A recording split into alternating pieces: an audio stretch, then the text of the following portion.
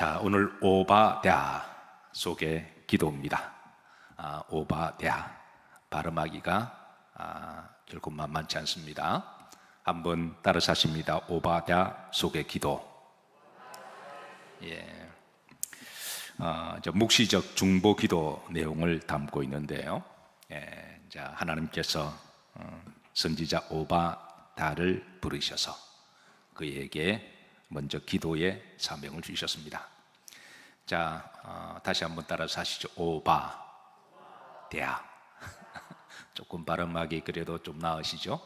그냥 빨리 하면 혀가 막 꼬입니다. 이게 이제 히브리 원어의 발음하고 우리하고 달라서 그렇기도 한데요. 여러분들이 이제 사전을 찾아보시면 아니면 이제 어떤 도서나 신학서적을 찾아보시면 이 오바댜의 이름의 뜻이 뭔가라고 보면 아주 간명하게 처리되어 있습니다. 한번 따라서 하시죠. 하나님의 종. 그렇게만 딱 되어 있습니다. 그런데 하나님의 종이라는 뜻은 어떤 의미를 가지고 있을까? 종의 아이덴티티가 뭘까? 이게 더 중요하죠. 그래서 이 뜻을 알았던 사도 바울은 늘 자신의 정체성을 이제 하나님의 종되기를 바라는 것이 그의 기도 제목이었습니다. 그래서 그 항상 서신서를 볼 때마다 나 바울은 하나님의 종 이런 식으로 자기를 드러내고 항상 자기가 하나님의 종임을 잊지 않았습니다. 그게 이제 바울의 기도였고요.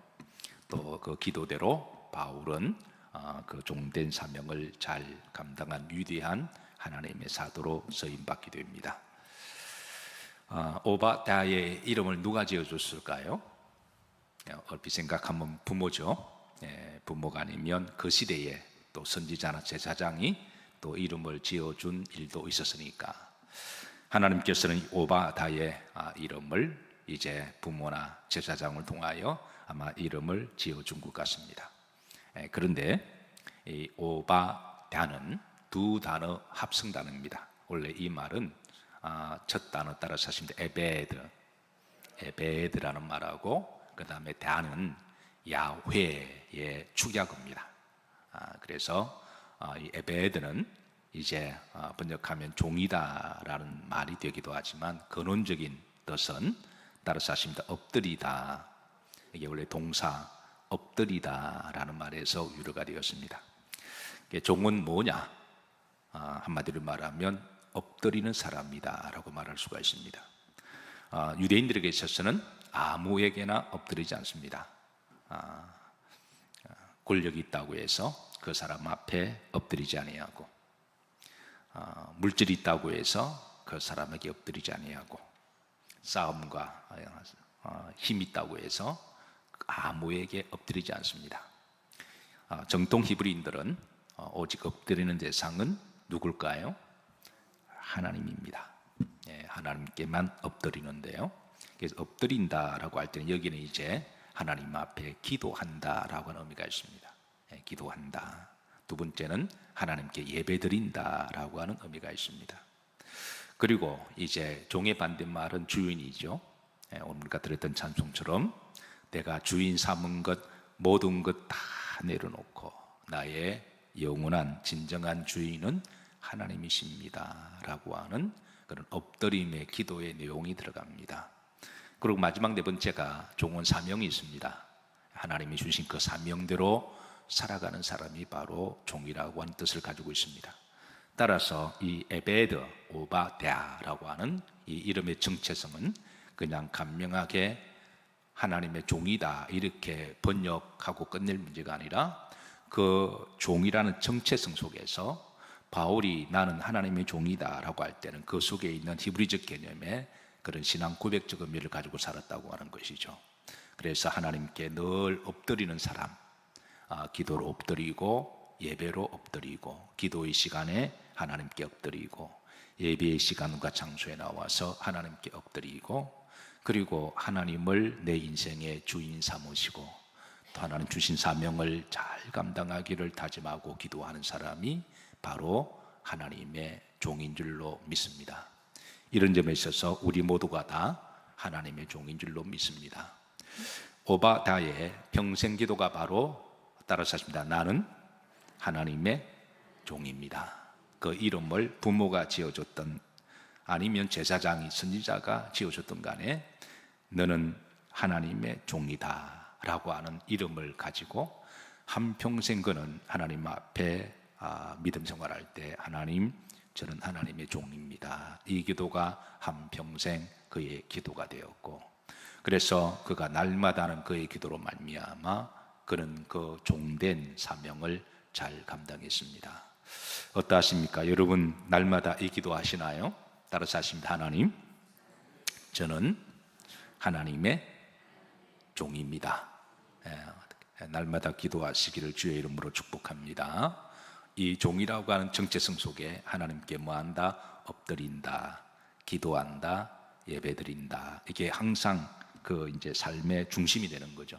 항상 그 기본적으로 기도할 시간에 기도하고 예배드리는 시간과 장소에 와서 하나님께 예배드리고, 그리고 와서 하나님을 나의 주인 삼고, 그리고 내가 주인 삼아 모든 것을 다 내려놓고, 그리고 겸손하게 하나님 주신 사명 잘 감당하고 살아가는 이들이 있다면 매 시대마다 오바다입니다. 항상 이것을 기억하시고 이 기도를 하시기를 주의 이름으로 축복합니다. 자, 오바다는 구약 성경 가운데 가장 적은 장입니다. 1장으로 끝나죠. 그래서 1절부터 21절까지 여러분들이 마음만 먹으면 한 3분, 4분 다 읽을 수 있는 그런 내용인데, 하나님께서는 오바댜 선지자를 통하여 이제 개인적으로 항상 나는 하나님의 종입니다 라고 기도도 하게 하셨고, 그의 사명 가운데 하나가 그 에돔 족속을 향하여 하나님이 묵시적 예언적 말씀이 있습니다. 그래서 1장이라고 만만하게 보면 안 됩니다. 여기는 드라마틱한 그런 역사와 그리고 이제 영적인 말씀도 내포되어 있는데요. 시간 관계상 오늘 1절부터 4절까지 읽었지만 오늘 집에 가셔서 아니면 내일이라도 21절까지 한번 기도하시면서 다 읽어보시기를 권합니다. 하나님은 선지자를 통하여 이제 에돔 족속의 죄악상을 알려주시고, 특별히 형제에 대한 어떤 불신앙과 죄악을 드러내시고, 그리고 저들의 교만을 하나님이 드러내십니다. 그래서 저들의 죄악을 일러주고 회개치 않으면 하나님의 무서운 심판이 있을 것임을 알려주라고 이야기합니다. 그래서 오바댜가 형제 족속인 에돔 족속에게 이 대언의 말씀을 전했는데, 저들이 그 말씀을 듣고 회개했더라면 얼마나 좋았을까요? 여러분, 회개하는 것도 믿음입니다. 절대 아무나 회개하지, 교만한 사람은 절대 회개하지 않습니다. 그래서 저들은 교만했고 회개하지 않았습니다. 그래서 나중에는 결국은 하나님의 심판은 이루어지고 에돔 족속과 그 자손들은 역사 속에 사라지게 됩니다. 자, 우선 에돔 족속이 어디 있는지 한번 보십시다. 지도 한번 보시면 에돔 족속은 밑에 보라색 부분이 있죠. 그게 바로 에돔 족속입니다. 위에가 바로 유다입니다. 그러니까 이제 바로 밑에 있는 그 족속이 에돔 족속인데요. 자, 성경을 조금 아시는 분들은 에돔의 원시 조상은 누굴까요? 에자로 들어가는데, 예, 맞습니다. 에스입니다. 에서 에돔이라고 하는. 그래서 족보로 거슬러 가면 여러분 이제 에사하고 이삭은 형제잖아요. 그러니까 형제 족속입니다. 에돔 족속은 형제 족속인데, 그런데 저들은 이제 세월이 지나면서 점점 하나님으로부터 멀어져 가고 세상 사람들과 똑같은 사람이 됩니다. 자, 그리고 같은 형제 족속임에도 불구하고 늘 유다 민족에 대한 시기와 질투가 가득했고, 그리고 아주 고약한 원수시하는 그런 마음을 가지고 있는데요. 자, 이런 부분에 대해서 하나님이 이제 에돔 족속의 그 죄악들을 언급하는데, 한마디로 말을 하면 BC 586년에 바벨론이 유다를 쳐들어왔을 때, 그럼 같은 동족이 이제 적군의 침입을 받아서 나라가 멸망당하고 어려움을 당할 때, 그때 같은 동족인 이웃이 어려움을 당하면 함께 불쌍히 여기는 마음을 가지고, 긍휼히 여기는 마음을 가지고, 안타까운 마음을 가지고 그들을 도와주거나 기도해 줄 형제 족속임에도 불구하고 오히려 저들은 바빌론 군대를 도와주고, 그리고 아주 민감한 군사 정보들을 바빌론 제국에 다 정보를 제공하고, 침략하는 루트까지 다 길을 안내해주고, 그리고 이제 바빌론 침략을 받아 도망가는 유다 형제 족속들을 사로잡아서 바벨론 다시 넘겨주는 그런 엄청난 이제 죄악을 합니다. 근데 하나님 이것을 다 보고 계셨다가 그렇게 무정하고 이제 그런 죄악된 것을 하나님 오늘 본문에 드러내는데요. 자, 우선 오바다 1장 10절 보십시다. 자, 이게 초반절을 보면 내가 내 형제 누구에게 그러니까 야곱의 후손이 바로 유다 족속이죠. 그러니까 야곱의 그 형이 바로 에스잖아요. 그러니까 역사적인 이게 이제 하나님 그소로 올라가서 역사적으로 보면 형제 족속이 아니냐, 그렇게 말씀하시고, 그리고 무엇으로 말미암아 행한 포학이라고 하나님 말씀하십니다. 그러니까 이 악마 같은 짓을 했다라고 하는 것이죠. 자, 이제 구체적으로 하나님은 11절부터 드러내십니다. 그들 중 한 사람과 같았도다라고 이야기합니다. 11절 음절을 보시면, 자, 표시된 부분 합독합니다. 너도 그들 중 한 사람 같았느니라. 그러니까 유다를 이렇게 침략할 때 적군들이 하는 행동들을 보고 너도 똑같아라는 말씀입니다. 도와주고 긍휼히 여기고 어떤 식으로든 이제 저들을 도와줘야 됩니다. 그렇지 않고 똑같이 그렇게 너도 그들과 한 통속이라고 하나님 지금 말씀하는 겁니다. 두 번째입니다. 자, 유다의 재앙이 나라에 행한 죄들인데요. 12절입니다. 여기 이제 중요한 세 가지 키워드가 있습니다. 저들이 이제 유다가 멸망할 때 어떤 모습을 띄었는지, 마치 하이에나와 같은 모습을 띄는데요. 한번 보시죠. 읽으면서 찾아보시죠. 내가 형제의 날, 곧 그 재앙이 날에 뭐할 것이 아니며 방관할 것이 아니며 유다 자손이 패망하는 날에 뭐할 것이 아니며 기뻐할 것이 아니며 그 고난의 날에 내가 입을 크게 벌릴 것이 아니며. 그러니까 저들이 뭐 있다는 거예요? 지금 침략을 받아 나라가 멸망당하고 나라가 불타고 예루살렘 도성이 이렇게 무너지는데도 그들은 방관했다는 것이죠. 오히려 기뻐하고 오히려 입을 크게 벌리고 노래하고 춤을 추었다는 거예요. 그래서 하나님께서는 이 죄악을 드러내시고, 세 번째입니다. 유다 환난 날에 그 재물을 취한 죄를 드러내십니다. 13절입니다. 흐름절입니다. 내가 그 재물에 손을 대지 않을 것이며. 전쟁이 일어나면 이제 전쟁하는 군인들이 전리품을 막 가져가잖아요. 그런데 에돔 족속이 몰래 들어가서 그 유다의 재물들을 다 도둑질해가는 이런 엄청난 일을 합니다. 자, 네 번째, 도망하는 자들을 잡아서 원수의 손에 넘긴 죄인데요. 14절 합독합니다. 내 거리에 서서 도망하는 자를 막지 않을 것이며 고난의 날에 그 남은 자를 원수에게 넘기지 않을 것이니라. 그러니까 유다가 살기 위해서 이리저리 도망가고 그렇게 이제 도망칠 때에 저들은 지푸라기를 짚는 심정으로 같은 동족 에돔 지역으로 도망을 갑니다. 왜냐하면 에돔 지역에는 이게 바위가 많은 지역이기 때문에, 그래서 그 바위 속 굴 속에 숨어 들어가면 아무리 적군이 찾을 수가 없어요. 에돔 족속은 바위가 가는 족속이니까. 그러면 불쌍하니까 좀 숨겨주면 되잖아요. 그런데 거기에 바위에 숨어 있는 이들을 잡아서 그들을 바빌론 제국에 넘겨주는 일까지도 합니다. 그리고 심지어 어떤 이들은 그들을 잡아서 돈을 팔고 노예로 팔아본 이들도 있습니다. 하는 짓이 꼭 마귀와 같은 것이죠. 그래서 하나님께서는 이제 15절로 보면 이제 에돔에 대한 심판을 경고하시는데 15절 다 같이 합독합니다. 여호와께서 만국을 벌할 날이 가까웠나니 내가 행한 대로 너들 받을 것인즉 내가 행한 것이 내 머리로 들어오고. 그러니까 너가 한 짓 그대로 하나님이 기억하셨다가 갚으신다 그러시는데, 실제로 그렇게 하나님이 나중에 심판하십니다. 사랑하는 성도 여러분, 하나님은 긍휼의 하나님이십니다. 힘들고 어려운 사람을 보면 함께 하나님 마음으로 긍휼히 여기고 아파하는 마음을 가지고 어떻게 내 형편껏 하나님이 도와주기를 원하시고 하나님이 그들을 이제 위로하기를 원하시는데, 그렇게 하면 하나님의 때가 되시면 반드시 하나님은 그를 긍휼히 여겨주시고, 긍휼히 여기는 자가 뭐가 있나니 복이 있나니 저가 긍휼히 여김을 받을 것이니요 그러셨습니다. 혹 주변에 여러분보다 좀 어렵고 힘이 없고 약한 분들이 계시면 항상 주님의 마음을 가지시고 긍휼을 베푸시기를 주의 이름으로 축복합니다. 그러면 하나님이 나중에 긍휼의 복을 주실 거예요. 네. 자, 하나님은 이제 그 가운데 이렇게 말씀하십니다. 유다 족속에게 예언적 말씀을 주시는데 17절입니다. 합독합니다. 오직 시온산에서 피할 자가 있으리니 그 산이 거룩할 것이요 야곱 족속은 자기 기업을 누릴 것이며, 하나님은 이제 적군의 침략을 당한 유다 족속을 향하여도 이렇게 말씀하십니다. 저들이 살기 위해서 에돔 족속으로 도망가고 여기저기 사방에 다 터지는데 하나님은 그러지 말라는 거예요. 그럴수록 어디로 피하라는 거예요? 오직 어느 산으로? 시온산으로 피하라는 겁니다. 네.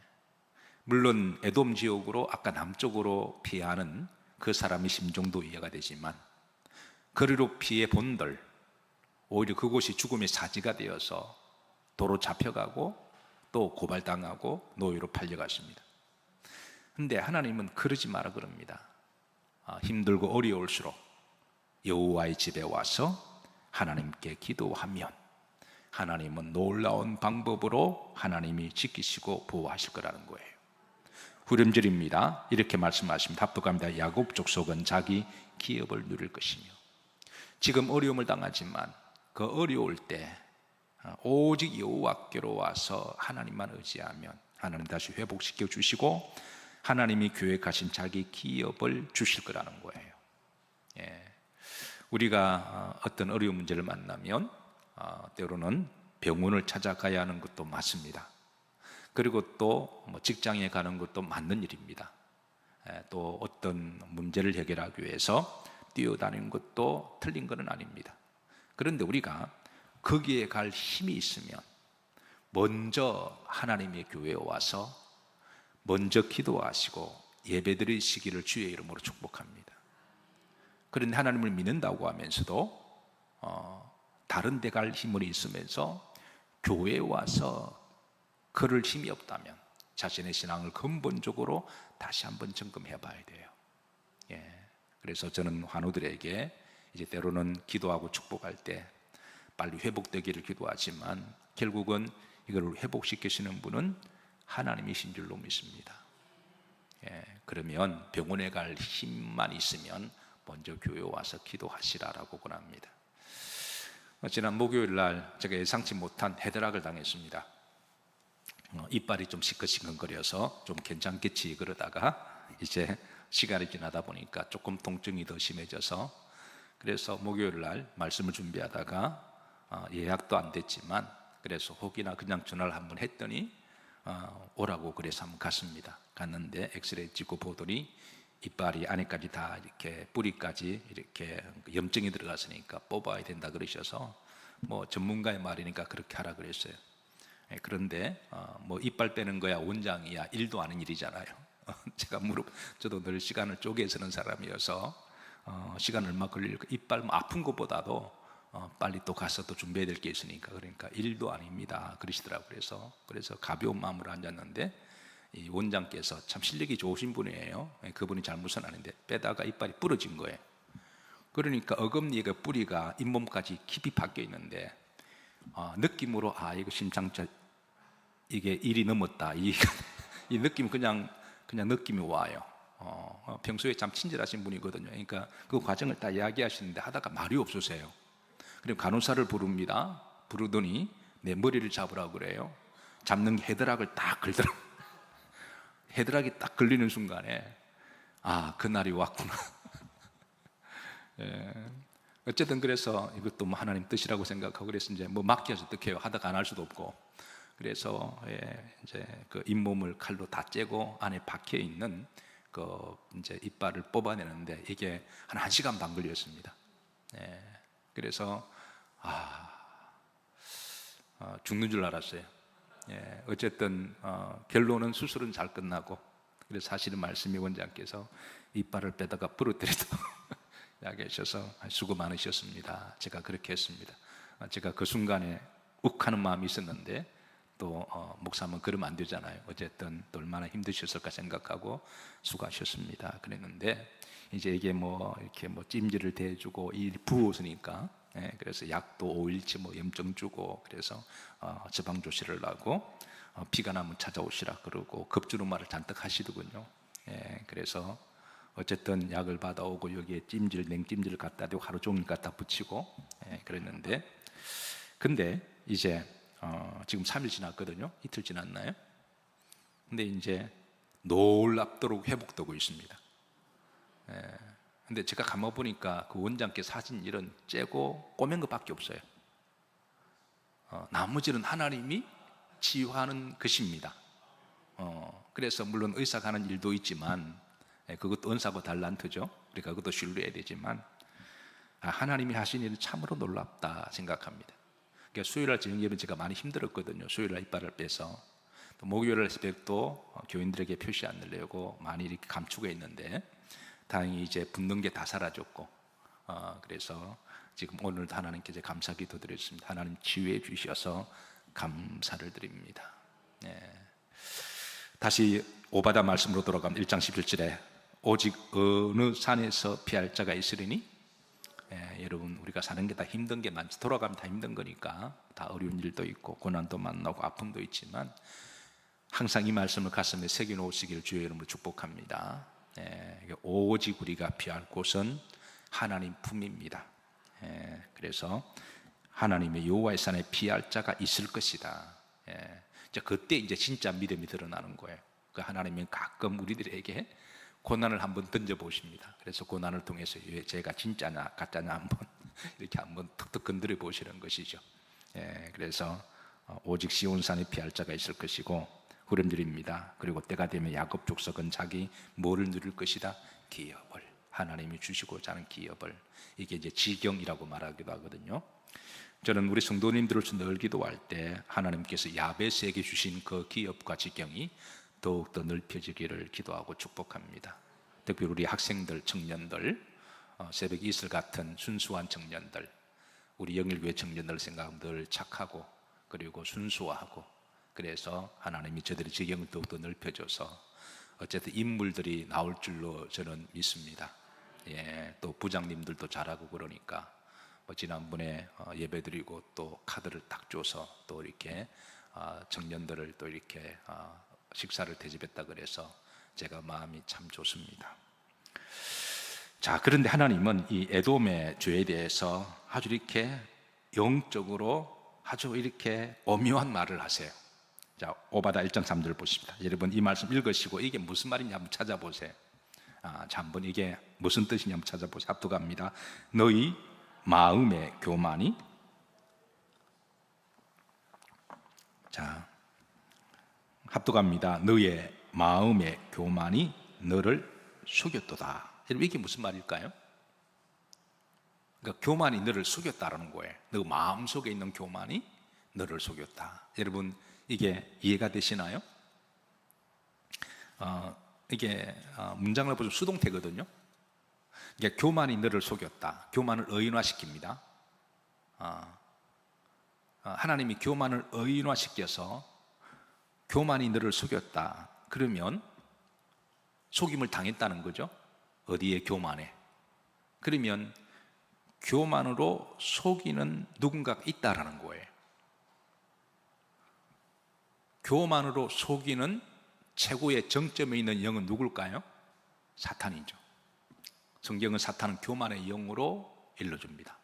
그러니까 이 에돔이 그 교만했을 때 바로 자기는 잘난 척했지만 사탄의 교만의 영이 에돔을 속였고 너희들은 그 속임에 넘어갔다라는 말씀을 하고 있는 겁니다. 자, 다시 1장 3절 보십시다. 자, 너의 마음의 교만이 너를 속였다. 그래서 이제 에돔 족속은 말하기를, 자, 자기들을 일컬어서 자기들은 바위 틈에 거주하며 그랬습니다. 자기들은 바위 틈에 거주하며 높은 곳에 사는 자. 자, 바위 틈에 거주하고 두 번째로 높은 곳에 살고, 그리고 내가 마음에 이르기를 누가 능히 나를 땅에 끌어내리겠느냐 하니. 자, 이게 무슨 말일까요? 역사를 뛰어넘게 되면, 이것은 그 역사적 배경을 알지 못하면 이거는 이해가 안 되는 말입니다. 자, 첫 번째, 에돔 족속은 바위 위에 가는 족속이었습니다. 당시 그 지역은 다 바위로 되어 있습니다. 아마 여러분들이 다음에 기회가 되셔서 성지순례를 가시게 되면 성경은 성지순례는 아는 만큼 보입니다. 그래서 여러분 평소에 말씀을 좀 잘 새겨 놓으시면 성지 현장에 가서는 보는 것마다 다 내고 하나님이 살아계시고 역사 속에 움직였던 놀라운 하나님의 그 말씀들이 생각이 나실 거예요. 자, 다음 사진 한번 보시죠. 다음 사진 보시면 바위, 그러니까 에돔 지역은 다 거대한 바위로 이렇게 이루어져 있습니다. 이거 다 바위들입니다. 이 바위가 계속 북쪽으로 이어졌는데요. 그러니까 바위가 있다 보니까 이 바위에 이제 굴들이 많습니다.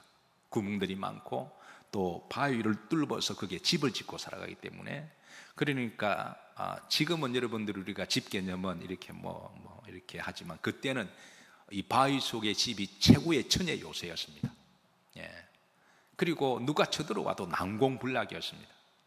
그러니까 여기에 이 바위에 굴들이 많고 또 굴을 뚫어서 집들을 사니까, 그래서 유다 백성들이 살기 도망왔잖아요. 숨으면 좀 보호해줘야 돼. 그걸 잡아내가지고 다 그냥 바벨로 넘겨주고 노예로 팔아버렸으니까 얼마나 포악하고 매정한 족속들인가. 하나님 그걸 이제 지적하셨죠. 근데 저들은 당시에 바위 틈에 거주하는, 지금 뭐라면 최고의 좋은 집에 거주한다라고 그렇게 보시면 돼요. 두 번째입니다. 자, 높은 곳에 사는 자요. 그리고 나중에 이 에돔 족속을 향하여 스스로 말하기를 자기들은 지혜롭다라고 그렇게 자랑합니다. 실제로 에돔 족속은 IQ가 높아요. 머리가 유전자적으로 잘생겼고 키도 크고 힘도 좋고 머리도 좋은 족속이 에스 족속. 그러니까 태어날 때 종자가 그렇게 좋은 씨를 가지고 태어난 족속이 바로 에돔 족속입니다. 물론 여러분 키도 크고 잘생기고 힘도 좋고 머리 좋은 거는 좋은 일입니다. 그런데 그걸 가지고 겸손하게 하나님이 나를 이렇게 축복하셔서 감사합니다 하고 주신 사명, 하나님의 오바다로서 하나님의 종으로 겸손하고 기도와 예배를 잘 드리고 주신 사명 잘 감당하면 하나님 얼마나 기뻐하실까요? 그런데 그걸 교만의 도구로 사용하면 하나님은 아무리 종자가 좋아도 하나님은 결국은 버리시는 하나님. 야곱은 종자라 보면 종자가 씨가 별로 안 좋거든요. 그런데 하나님은 야곱의 그 족속을 쓰시잖아요. 그래서 에돔 족속은 바로 이제 스스로 말하기를 마음에 이르기를 누가 능히 나를 땅에 끌어내리겠느냐. 누가 우리 나라를 멸망시키고 누가 우리의 그런 이제 빼앗아 가겠느냐라고 하는 건데요.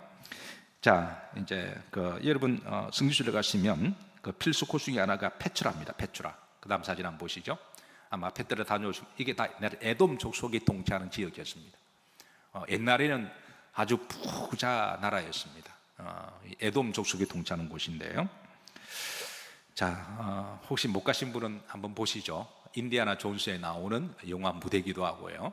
한번 기도하는 중에 기회가 되면 한번 다녀오시기를 바라고, 어떤 분은 제가 가끔 이제 성경 속에 역사를 이야기하니까 목사님 성지순례 한번 꼭 같이 가시자고 그렇게 해서 제가 한번 기도 중에 있습니다. 다음에 신청할 때 기도하시는 분은 빨리 신청하시길 바랍니다.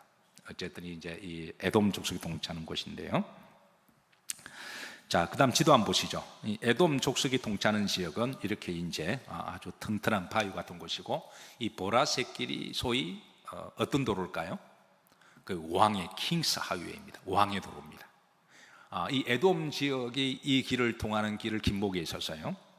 그리고 여기에 왕의 대로를 지나가는 수많은 외국의 무역상들에게 엄청난 세금을 징수했습니다. 마치 요즘으로 말하면 파나마 운하와 같습니다. 파나마 운하가 작년 한 해만 벌여들인 돈이 약 6조 5천억에 이른다는 거예요. 그러니까 가만히 해서 수문만 열었다가 닫아주는데도 작년 한 해 6조 5천억을 벌었다는 거예요. 대단한 거죠, 그죠? 당시 에돔이 지냈습니다. 그러니까 게다가 에돔 족속은 오바다 1.8절 보십시다. 자, 에돔 족속은 지혜가 있는 자들이라고 이야기했습니다. 그래서 당시 에돔 지역에 사는 사람들은 난공불락의 그런 바위 틈에서 살아가고 있고, 그리고 산도 잘 타고 힘도 좋고 머리도 좋아서 왕의 대로를 통하여 엄청난 돈을 벌여들이니까, 그리고 무역도 무역업을 잘했습니다. 당시 있는 사람들은 에돔 사람들 향하여 지혜 있는 자라고 불릴 정도로, 그리고 당시에 문 여인들에게 최고 1등 신랑감은 바로 요즘으로 말하면 의사, 변호사, 검사가 아니라 바로 에돔의 남자들이었습니다. 키 크고 잘생기고 돈 잘 벌고 능력 있고 최고의 집에 살아가고 걱정 없이 누가 우리를 끌어내리겠느냐, 이게 당시 에돔 사람들의 노래였습니다. 그 나라가 망할 리가 없다라고 그렇게 했는데요. 자, 저들은 교만했습니다. 저들은 스스로 잘났다고 생각하고 스스로 강하고 부자라고 여겼습니다. 그런데 성경은 오바댜 1장 보십시다. 자, 이렇게 저들은 교만했을 때 그 교만하도록 유혹한 영이 있음을 지금 고발하고 있습니다. 자, 1장 3절 다 같이 다시 보십시다. 너희 마음의 교만이 너를 속였다. 그러니까 마귀가, 교만의 영이 너를 속였을 때 그게 넘어갔다라는 거예요. 자, 여러분, 사람의 심리는 참 묘한 데가 있어서 자기 성공신화가 있는 것은 저는 좋다고 생각합니다. 자기 성공신화되는 그 어간에는 열심히 노력했고 최선을 다했던 흔적들이 있습니다. 그건 좋은 일입니다. 그런데 자기 성공신화 있는 사람 옆에서 어떤 사람이 당신이 최고입니다 그러면 그 사람이 몇 번 듣다 보면 지가 진짜 최고인 줄 알아요. 당신이 이번에 나가서 회장 하셔야 됩니다. 회장은 당신밖에 없으면, 그러면 그런가 그러다가 진짜 지가 없으면 지가 회장이 되려고 그래요. 당신이 이번에 국회에 나가야 됩니다. 나라를 구해야 됩니다. 몇 번만 그 말을 들으면 정말 자기가 없으면 나라가 망하는 줄 알아요. 당신이 이번에 대통령이 되어야 됩니다. 옆에서 이런 사람들이 몇 마디만 하면 정말 자기가 대통령이 되어야 된다고 교만에 속는 거예요. 오히려 그럴수록 우리가 겸손하게 그렇게 하나님께 엎드려야 되는데 그러지 아니하고 몇 마디만 축켜 세워주면 자기 성공신화가 있는 사람일수록 더욱더 유혹에 잘 빠진다라는 거예요. 에돔 족속이 그러했습니다. 하나님 지금 그런 부분을 드러내시면서 너희가 교만의 영에 속았다, 그렇게 하나님은 일러주고 있습니다. 사랑하는 성도 여러분, 저는 우리 영일 성도님들이 각자 자기 성공신화가 있으시기를 기도하고 축복합니다. 공부를 열심히 해서 남들 자는 시간에 앉아서 열심히 공부해서 그 분야의 학위를 받는 것은 대단한 일입니다. 그리고 열심히 노력해서 이제 그 분야의 사업을 성공을 하고 돈을 버는 것은 대단한 일입니다. 그러나 그렇다고 해서 혹이라도 주변에 누가 여러분들을 유혹하면 그 말에 절대 넘어가지 마시고 늘 하나님 앞에 겸손할 때 하나님은 그런 성도를 사랑하시고 하나님은 더욱더 그 성도를 축복하십니다. 그래서 이제 하나님은 특별히 교만을 미워하시고 하나님은 겸손을 사랑하시는데 야고보 4장 6절 다 같이 합독합니다. 그러나 더욱 큰 은혜를 주시나니 그러므로 이르시되 하나님이 따라서는데 교만한 자를 물리치시고 겸손한 자에게 은혜를 주신다 하신느니라. 아멘. 여러분, 교만하면 절대 은혜를 못 받습니다. 그래서 은혜 못 받는 사람은 뒤집어보면 뭔가 교만한 사람들이에요. 하나님의 말씀의 은혜를 못 받으면 영적으로 교만한 것은 틀림이 없습니다. 저는 여러분들이 성경을 읽다가도 은혜 받으시기를 축복합니다. 성경을 읽어도 은혜 받아야 돼요. 성경 읽어도 은혜가 안 된다? 그거는 마음이 교만하다 보시면 됩니다. 말씀을 들을 때마다 은혜를 받으시기를 축복합니다. 찬송을 부를 때마다 여러분 은혜가 되기를 주의 이름으로 축복합니다. 여러분들이 기도하실 때마다 은혜가 되기를 주의 이름으로 축복합니다. 말씀을 정리합니다. 오늘 하나님은 오바댜를 향하여 너는 하나님의 종이다, 그리고 이를 위해서 한평생 자기 정체성을 기억하고 기도하고 날마다 기도했듯이 여러분들이 날마다 기도해야 될 기도 제목 중에 하나가 하나님, 저는 하나님의 종입니다. 나는 하나님의 딸이요 하나님의 아들이고 하나님의 사람입니다. 종은 거창하게 꼭 주의 사자만 의미하는 게 아닙니다. 우리 모두가 다 하나님의 종입니다. 그 종의 뜻은 들어가 보면 하나님께 엎드리는 사람이고 기도하는 사람이고 예배하는 사람이고 하나님을 주인 삼고 하나님의 사명대로 살아가면 여러분들도 다 하나님의 종입니다. 그래서 날마다 이 정체성을 잊지 마시고 바울도 늘 이 기도했잖아요. 그리고 이제 또 기도하시기를 혹시 여러분 주변에 어렵고 힘든 이들을 보면 긍휼의 마음을 가지시고 여러분의 형편껏 어떻게 하든 그들의 위로가 되기를, 그들을 위해서 이제 선행을 베푸시길 주의 이름으로 축복합니다. 혹이라도 주변에 어려운 이들을 보면 무시하거나 얕잡아 보거나 함부로 대하거나 그런 일이 있다면 정말 우리는 회개해야 돼요. 그러지 않기를 하나님은 바라시고, 그리고 여러분 늘 겸손하시기를 주의 이름으로 축복합니다. 여러분의 영역에서 하나님은 더욱더 지경을 넓혀주시고 축복하실 때 이때를 위함이 아니냐 늘 기억하시고, 하나님 앞에 겸손하게 주가 쓰시겠다 하실 때 그렇게 쓰임받게 되면 하나님은 겸손한 자에게 더 큰 은혜를 주실 줄로 믿으시기를 바라고, 이 밤에 이 말씀의 제목들이 우리의 기도가 되기를 주의 이름으로 축복합니다.